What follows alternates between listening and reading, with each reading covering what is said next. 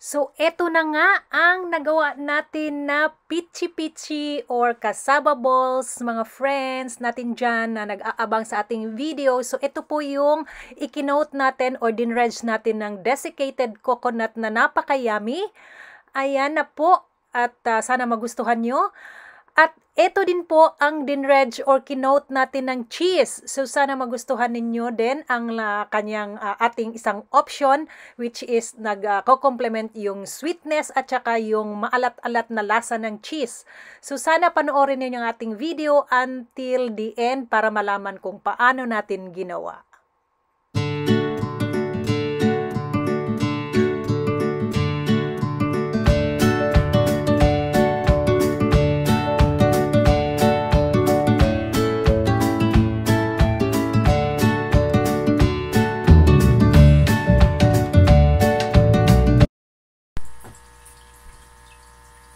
Hello everyone! We are back to our another video for today and back to Kusina Kai. This is Kakay Sato again sa Kay Siyahan, and today para sa ating video magluluto tayo ng pichi-pichi or cassava balls.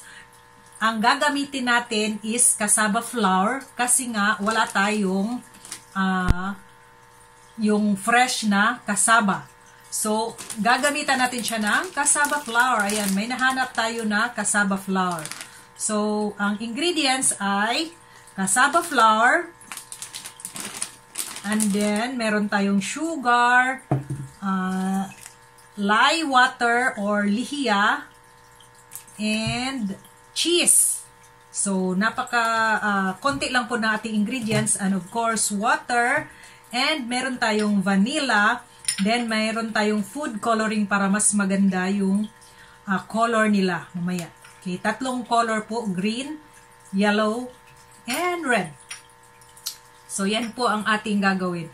Pero before natin umpisahan, mag-subscribe muna kayo po sa aking channel, Kakay Sato po again. Okay? And umpisahan na po natin.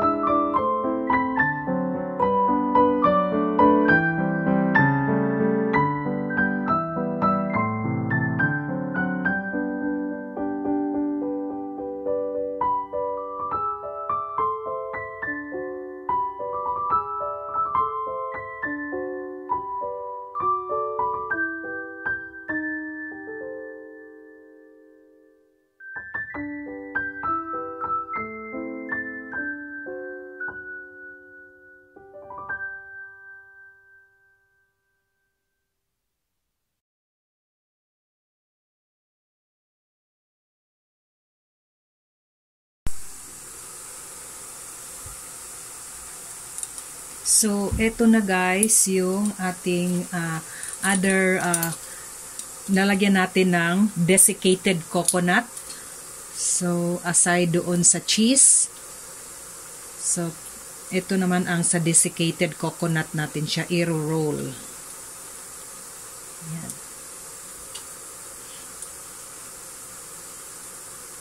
Wala kasi tayong fresh na coconut, so dito tayo sa desiccated.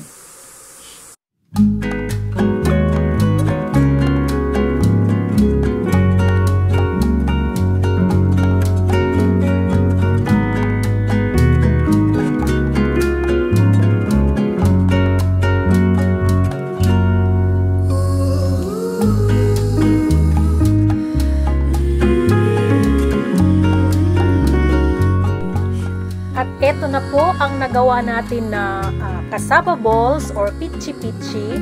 Ito ang una na i-dredge natin or kinoat natin ng cheese, grated cheese. So yan po ang kanyang cheese cassava balls, dreads in cassava balls. So napakayami po kasi magko-complement po siya yung sweetness at saka yung medyo maalat-alat na lasa ng cheese. So napakasarap din po na option. So isang option po siya para i-dredge or i-coat ang ating cassava balls or pichi-pichi. Okay? So sana magustuhan din ninyo. And ito naman po ang ating i-dredge or kinoat ng desiccated coconut kasi wala po tayong fresh na coconut na kinayod. So, gumamit tayo ng desiccated na coconut which is napakagandang option din po kasi malasa din po yung desiccated na coconut although hindi siya fresh pero masarap din po siya. Guaranteed po talaga. So, napakayami. Mayroon po kayong dalawang option. Ano po yung gagamitin nyo? Pero kung meron kayong fresh na coconut, isang option din po yon. Pero pag wala naman, ito po ang pwede ninyong gawin sa inyong pichi-pichi or cassava balls. So sana nagustuhan ninyo ang ating video today. This is Kakay Sato sa Kaisian at huwag niyong kalimutan i-subscribe ang ating channel, Kakay Sato po. Okay, salamat for watching. Thank you again until my next video. Bye-bye everyone!